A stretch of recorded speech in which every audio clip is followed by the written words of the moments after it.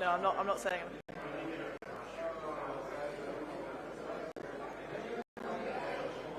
Do you want me to move over?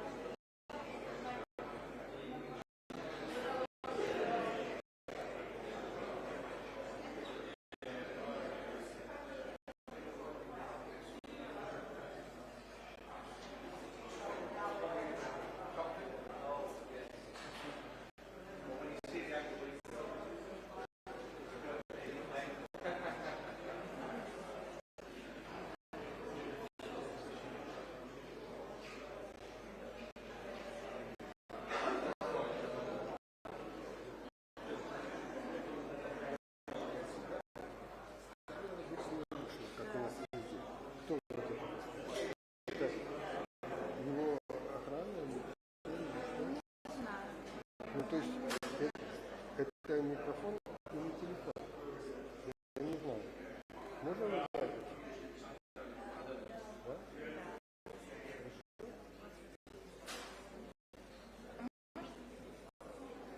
Можете підійти на секундочку? Так,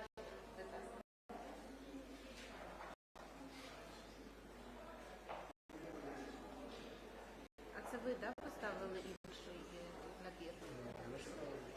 Тому що ми ставили всім однаково. Можете ваших колег спитати?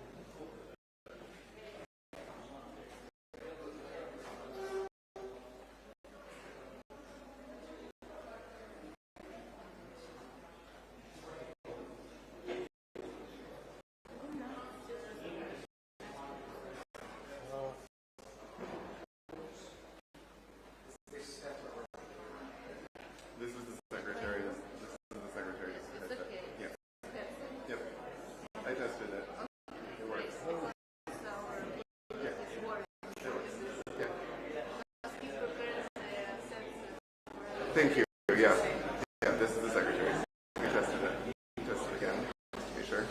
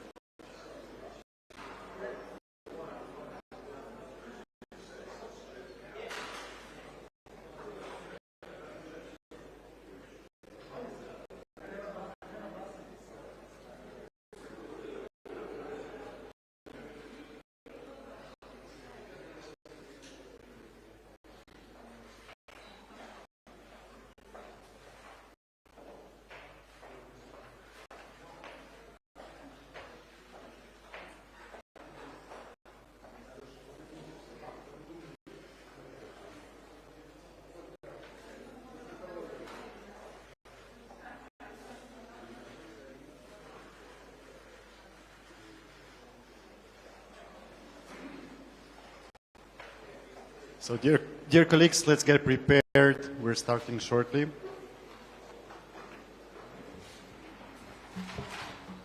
You might need headphones, Excellencies. Thank you.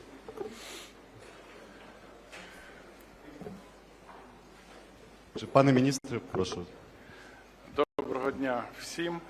Радий вітати у Києві мого американського та британського колег. Це була моя перша зустріч в якості міністра з Ентоні та Девідом і вперше такий тристоронній формат. Ми мали чудову атмосферу, дуже продуктивні і деталізовані перемовини, причому не лише в МЗС, але і на переговорах моїх колег із президентом України Володимиром Зеленським. Це були переговори справжніх союзників. Ми вдячні США та Великій Британії за непохитну підтримку України, її територіальної цілісності та суверенітету. Це був насичений день як для наших гостей, так і для нашої держави. Дуже важливо, що Ентоні та Девід взяли участь у 4-му саміті Кримської платформи, який сьогодні відбувся, але ще й, в принципі, триває. Справедливий і тривалий мир неможливий без відновлення суверенітету та територіальної цілісності України, включно з Кримом. Крим – це Україна. Сьогодні, 11 вересня, трагічна дата для американського народу, 23-я річниця жахливих терористичних атак проти Сполучених Штатів.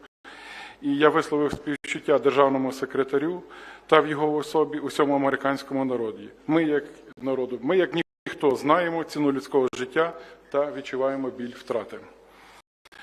Головна тема, яку ми обговорювали сьогодні з колегами – посилення оборонних спроможностей нашої держави. ППО, F-16, артилерійські снаряди, дрони, бронетехніка та інше обладнання – все, що працює на перемогу.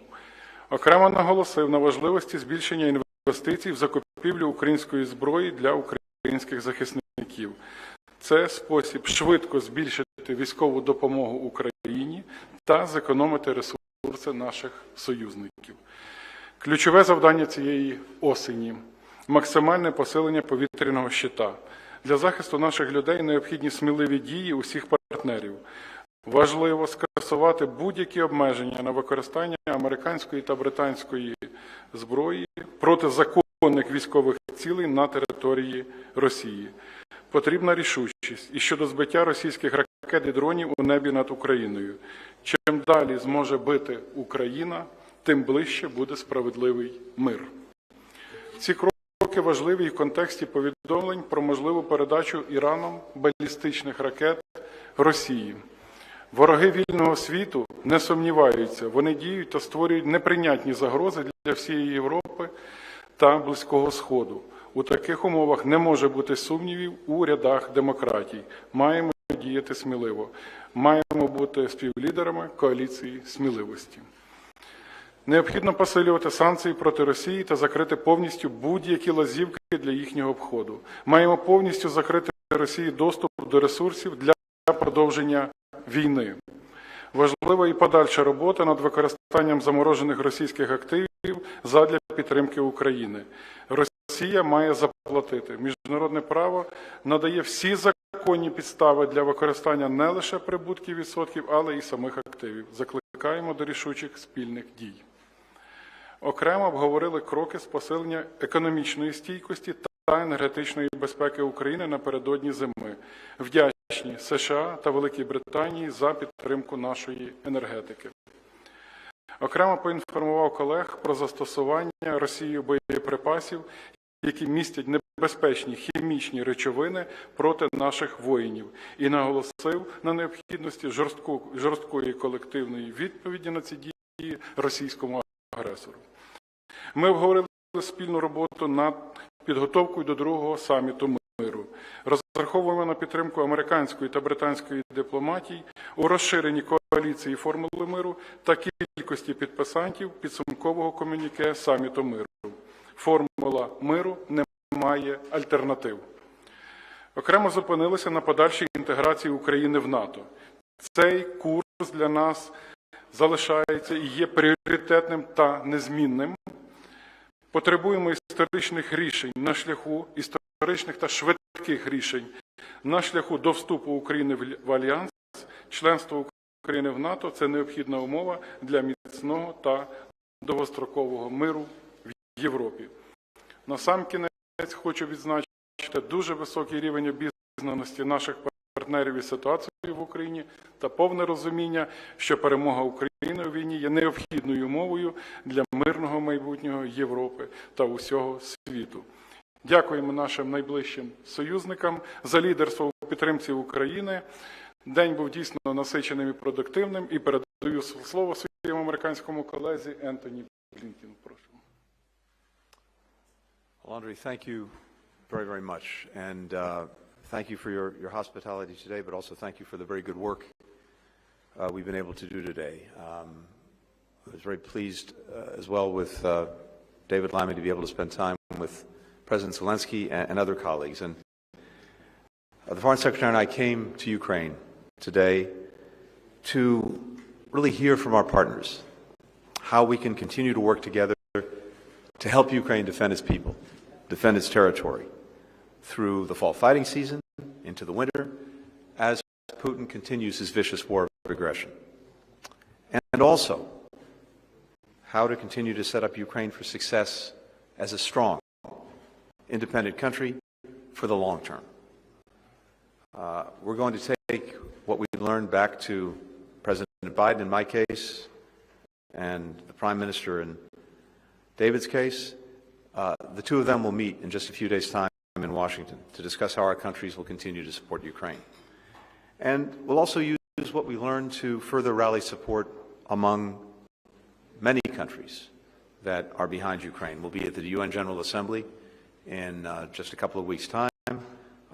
We'll be meeting with many allies and partners as well who are in NATO, the G7, the compact of states that have signed bilateral security agreements with Ukraine. All of this is happening in the coming weeks. It's important that the Ukrainian people continue to hear directly from us. We remain fully committed to Ukraine's victory, to not only ensuring that Ukraine can defend itself today, but can stand on its own feet strongly, militarily, economically, democratically, for many, many days ahead, to securing the path the Ukrainian people have chosen toward greater integration in the Euro-Atlantic community, including the European Union and NATO, to getting a just and lasting peace. The bottom line is this: we want Ukraine to win. And we're fully committed to keep marshaling the support that it needs for its brave defenders and citizens to do just that. Now, support for Ukraine will endure because it doesn't depend on any one country, any one party, any one election. Here today, the United States, the United Kingdom are united in support of Ukraine and its success.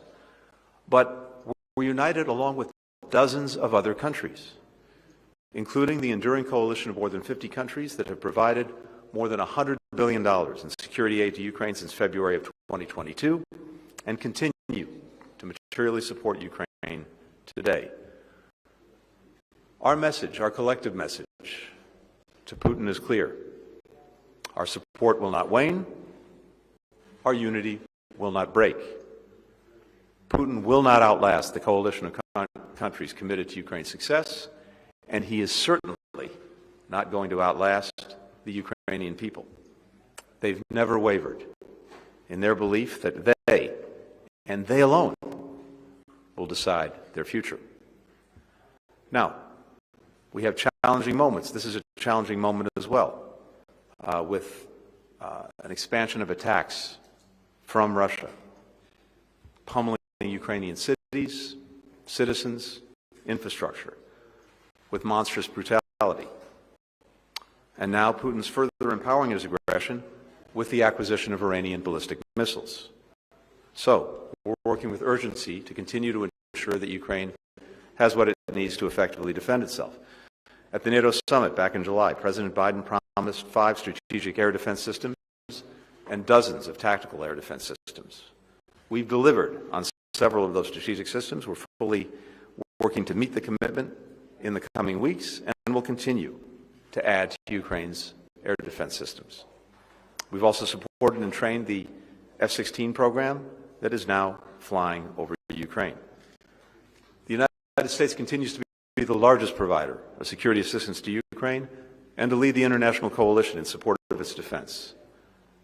As we're meeting here today, we're again seeing Putin dust off his winter playbook, targeting Ukrainian energy and electricity systems to weaponize the cold against the Ukrainian people.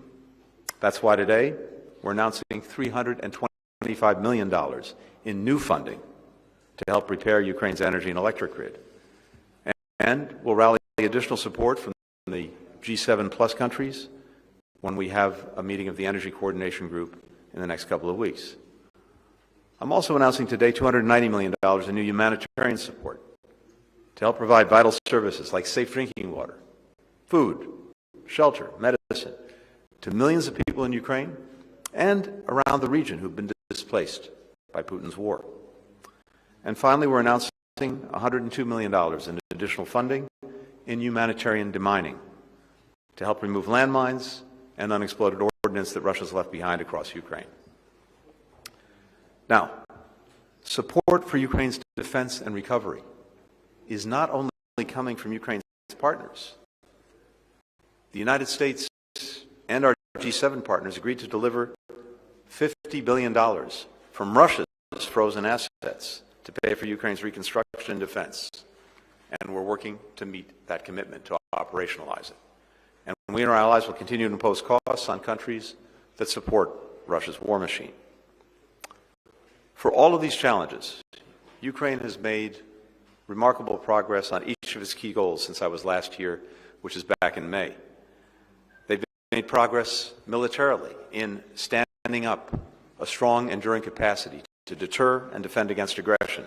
At the July summit, we declared that Ukraine's path to NATO membership is irreversible. And for the first time, NATO established a command dedicated to support Ukraine's membership.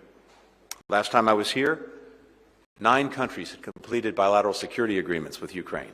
Now that number is 26 and counting, including, of course, the United States and the United Kingdom. That will provide a foundation of support for Ukraine's defense for years to come. And Ukraine's defense industrial base has grown 6-fold in the last year alone. In the coming years, that's going to give Ukraine one of the most advanced defense industries in the world, and it will be able to take that to the global market and take global market share away from other countries like Russia, and also supply NATO allies. Ukraine's making economic progress. We've been taking steps to make it easier for investors and companies to do business here in Ukraine. For example, together with the private sector, we recently announced a first-of-its-kind $350 million war risk reinsurance facility. That's going to make it easier for companies to invest, even as the war goes on. And Ukraine continues to make progress on deepening its democracy. It's taken important steps, including the Rada recently passing a law to reform oversight of financial crimes, expanding the number of judges on the anti-corruption court, delivering prosecutions in high-profile corruption cases. The active engagement and leadership on the part of Ukraine's engaged and committed civil society has been crucial to this progress. Now, more work needs to be done on reform. Ukraine needs to ensure investors and businesses that they're treated fairly and don't have to compete in a gray market. Ukraine needs institutions that are independent, effective, and free from political interference. That's crucial for the National Anti-Corruption Bureau, for its regulatory bodies and the boards of state-owned enterprises, and for the customs legislation that's currently before the Rada. These and other reforms Ukraine is pursuing because it's in Ukraine's interest to do so. It's what the Ukrainian people want. It's also essential as Ukraine moves down the path to the European Union and to NATO.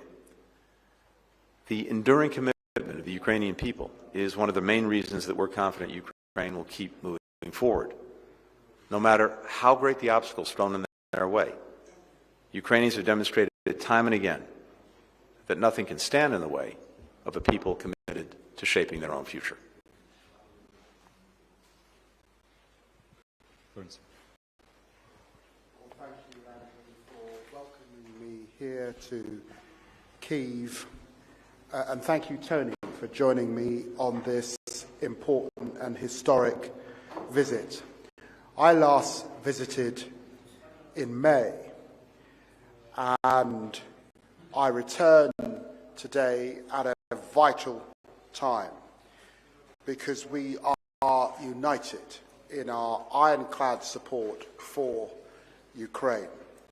For 2.5 years, you have bravely and fiercely defended yourselves against Russia's full-scale invasion.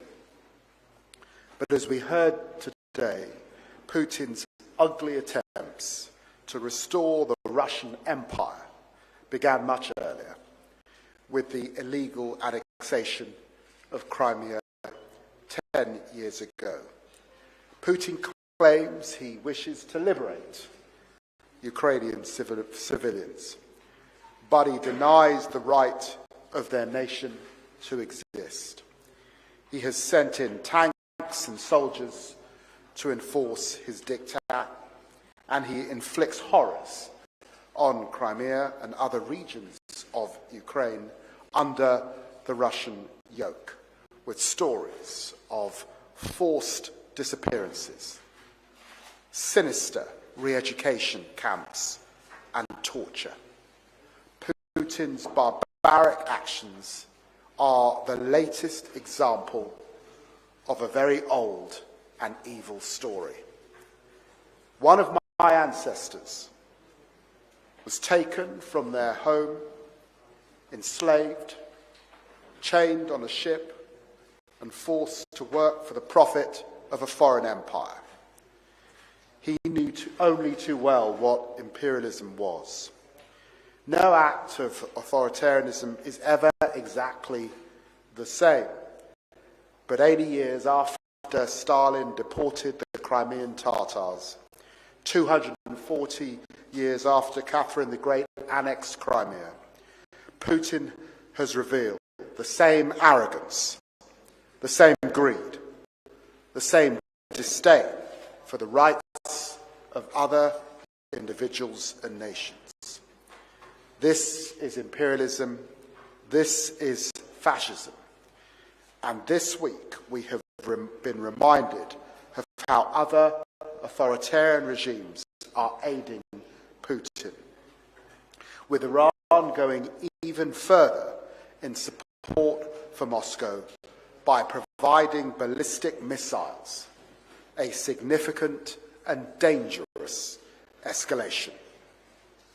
Britain and the US and our partners have responded quickly to Tehran's undermining of global security.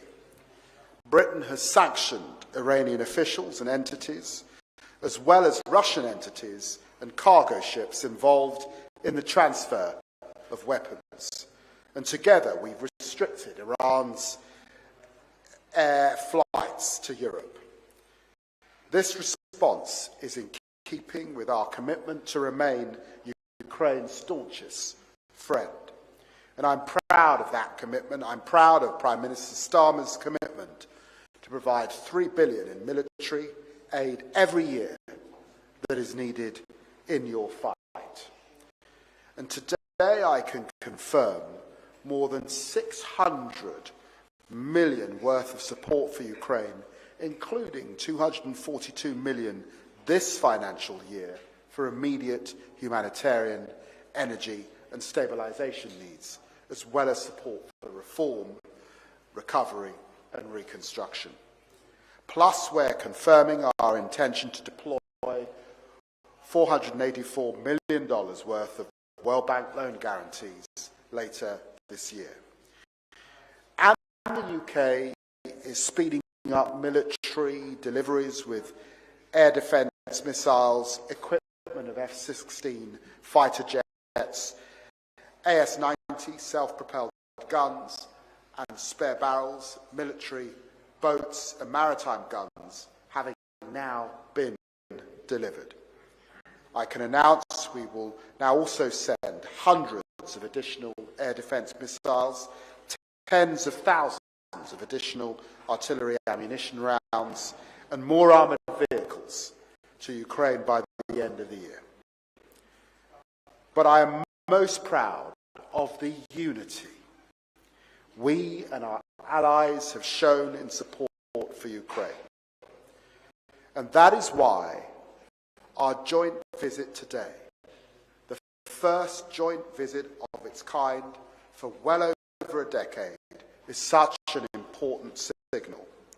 Together, Britain and our allies are united in our commitment to Ukraine, to freedom, to victory, because we both recognise what is at stake here, not just the liberty of Ukraine, but the security of Europe and the security of the West, and indeed the very principles that underpin the UN Charter, on which rests the international order as it stands, which has brought peace and prosperity to so many.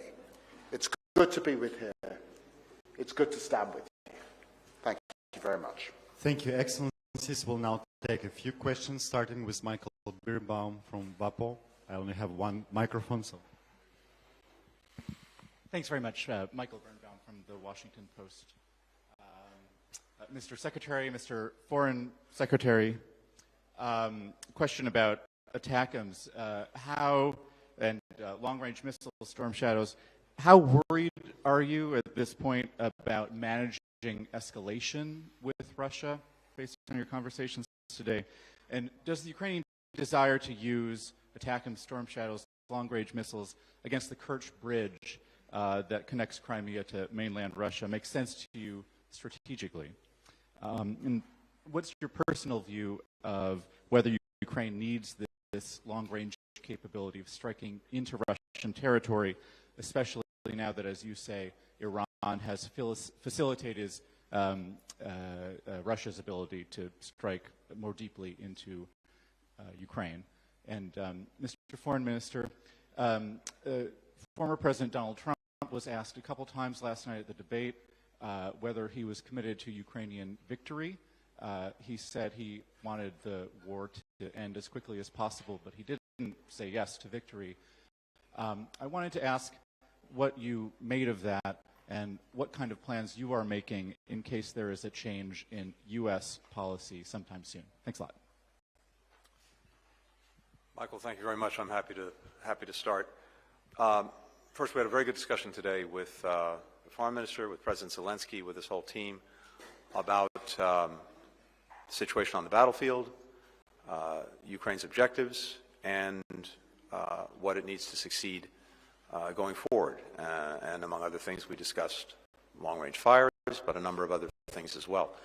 And as I said at the outset, I'm going to take that discussion back to Washington to brief the President on what I heard. I know that David's doing the same. And both of our bosses, no doubt, will discuss this when they meet later this week, actually on Friday, in Washington. Just speaking for the United States, from day one, as you've heard me say, we have adjusted and adapted as needs have changed, as the battlefield has changed, and I have no doubt that we'll continue to do that as this evolves. You referenced escalation. Of course, that's one of the factors that we always consider, but it's certainly not the only factor, and it's not necessarily a dispositive factor.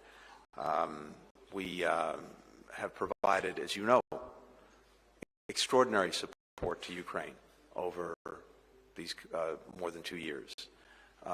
Not just training, not just money, but among our most sophisticated weapon systems. Again, tied to what their needs are, tied to what can make them most effective. And I think the track record is there. We're determined to ensure that they have what they need to succeed. And when it comes to escalation, you made the point yourself.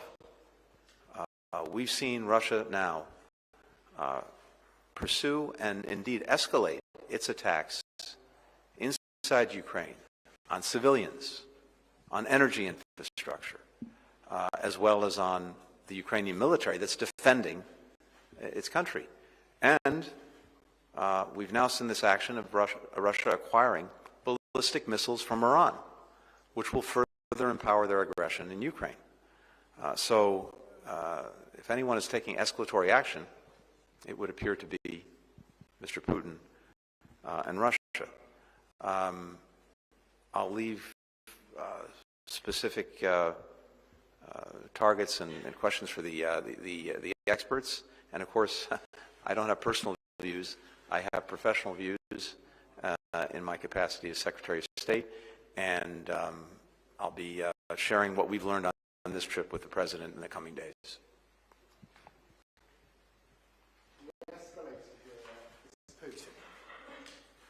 It is Putin who has escalated this week with the shipment of ballistic missiles from Iran. And we're seeing this new axis. Russia, Iran, North Korea. We urge China not to throw their lot in with this group of renegades. Renegades, in the end, that are costing lives here in Ukraine. So it's been very important for me to be here with Secretary Blinken, to meet, to listen, to learn, to strategize, yes, and to be able to inform the UK Prime Minister as we head out to Washington for further discussions.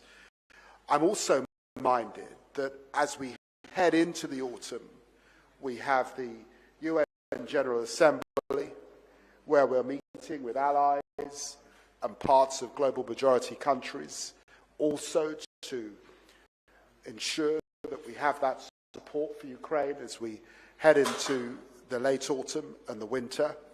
We have the G20, other forums, and we've wanted to talk about how we build on those opportunities going forward and how we put Ukraine in the best possible position as they head into a winter.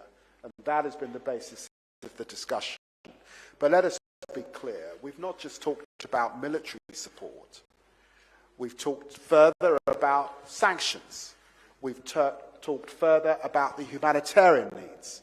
We've had a detailed conversation about energy because of horrendous Russian attacks on energy supplies here in Ukraine. So this has been a breadth of conversation across the board about very strong allies and about our commitment. The UK commitment is not just for this winter. We're talking about a 100-year partnership because we stand with Ukraine for the long haul. Я повністю поділяю оцінки, які щойно прозвучали, це щодо ескалації. І з свого боку додам. Я дуже добре пам'ятаю, коли перед кожним принциповим рішенням щодо постачання нового чи нової якості типу озброєння для України постійно стояло питання ескалації. Але рішення приймалось. І достатньо було волі і сміливості наших союзників-партнерів ці рішення приймати. Мені здається, що після Курської операції українських військових ми можемо чітко говорити, що точка боязні ескалації подолана. Тепер щодо вашого запитання про можливі наслідки президентських виборів в США. Так, це очевидно, що буде новий президент, але ми віримо і переконані в твердій підтримці американського народу. Ми твердо віримо і переконані в двопартійній підтримці. І ми чітко віримо і переконані в тому, що досягнення справедливого, всеосяжного, тривалого миру в Україні – це теж стратегічний інтерес Сполучених Штатів Америки. який буде збережено. Тому що ми захищаємо спільні цінності, ми захищаємо спільні демократичні цінності і віримо, і переконані в стратегічному демократичному лідерстві США. Дякую. Emma Murphy, ITV. Thank you very much. Emma Murphy from ITV News. If I could pose a question to you, Foreign Secretary, and also you, Secretary of State, with regard to President Zelensky's comments today. He said that he would like to see a strong decision on the use of long-range missiles into Russia. How confident are you that you can take a message back to your superiors that will convince them of the need for that and get over divisions within your own governments potentially about the risk of escalation? And also, Mr. Foreign Secretary, could I ask how important it is to Ukraine on the battlefield that the long-range missiles are allowed?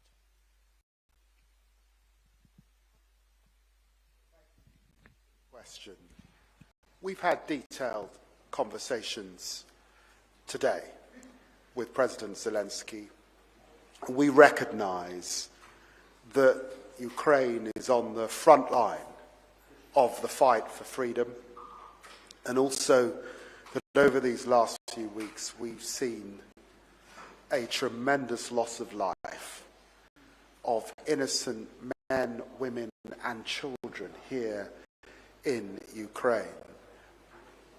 And I and the Secretary of State rededicate ourselves to supporting Ukraine at this particular time.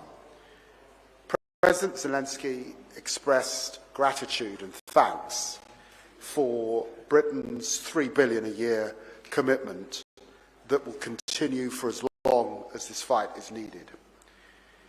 He expressed thanks for the milestone of the International Fund for Ukraine, the £1 billion that we are committed to. And he's grateful for the new package of military support, ammunition, brimstone missiles, AS-90 artillery guns that we are providing.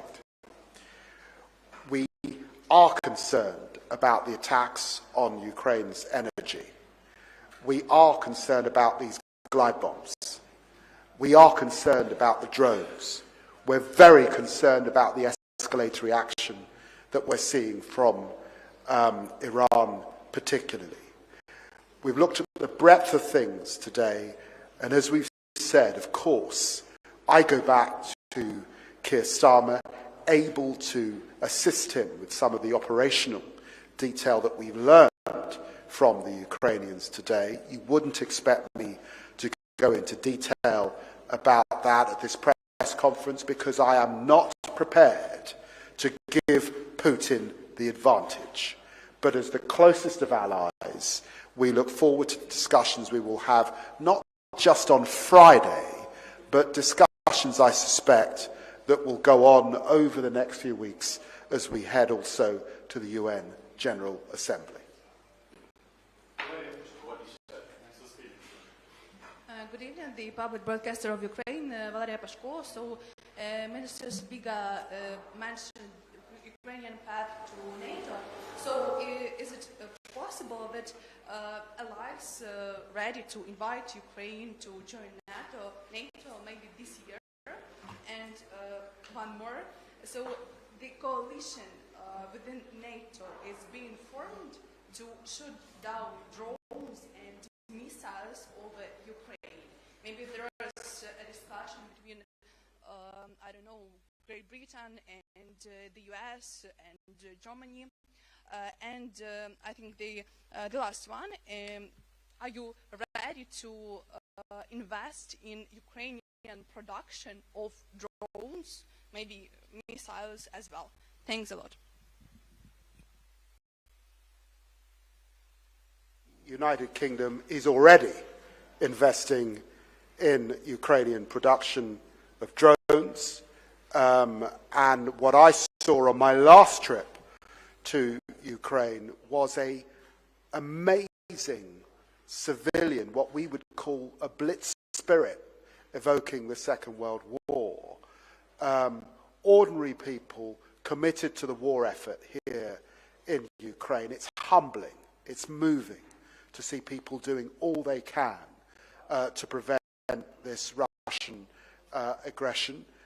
Britain are supportive of Ukraine's ambitions in relation to NATO and the security guarantees that they necessarily need, and that's why we work very hard with our allies to get that irreversible pathway language into the text that we were able to agree back in July, just as the new Labour government came to power.